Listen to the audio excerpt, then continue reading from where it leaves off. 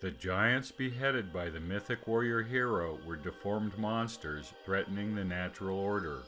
The warrior hero could assume gigantic proportions himself, but the giants he faced as a youth were his alter egos. The planetary archetype was the same for hero and giant, generating two mythic aspects, one heroic and the other demonic. The splitting of personal aspect, one good and the other evil, is quite common in myth. It is a form of mythic Dr. Jekyll and Mr. Hyde.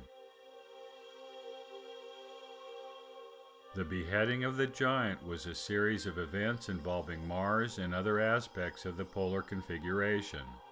The giant in this case was the Heaven Man, or the Pillar God. The axis mundi, or world mountain, formed the torso or body of the giant. Mars became its head.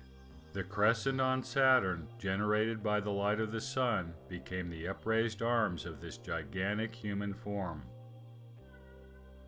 The crescent also represented a sickle or saber, which, due to the rotation of the Earth in its daily cycle, appeared to revolve around Venus, positioned above Mars and the axis mundi.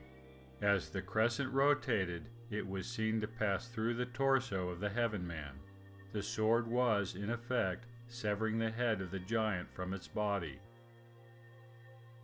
When Mars descended to the Earth, the severed head of the giant fell to the ground.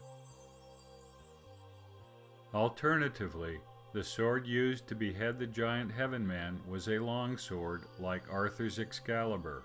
The blade of the sword was the axis mundi, and the hilt was the Saturnian crescent. In the story of David and Goliath, David took the head of the giant to Jerusalem as a trophy. The heavenly archetype accounts for David's action. When Mars reascended to its original position nested within the orbs of Venus and Saturn, it returned to the heavenly city, also called Jerusalem, or in John's Apocalypse, the New Jerusalem. This aspect of the planetary story also explains Perseus giving the head of Medusa to Athena, the Greek version of the Roman Venus. David's slaying of Goliath with the sling, or at least stunning the giant, incorporates another important event in the history of the polar configuration. The decapitation of the giant is preceded by a blow to the forehead, causing a near-fatal wound. The wound was caused by a stone slung by the hero David.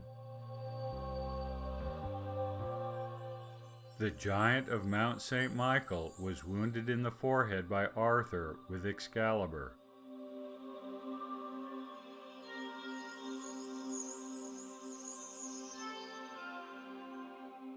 The motif of a wound to the forehead of a giant or the hero himself, since they are alter egos of each other, is found throughout the mythologies of the world.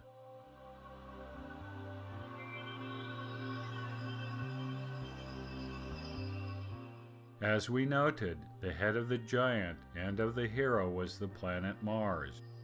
The blow that struck the hero and giant, leaving a scar, is the mythic articulation of a blow that struck the planet Mars, scarring its surface.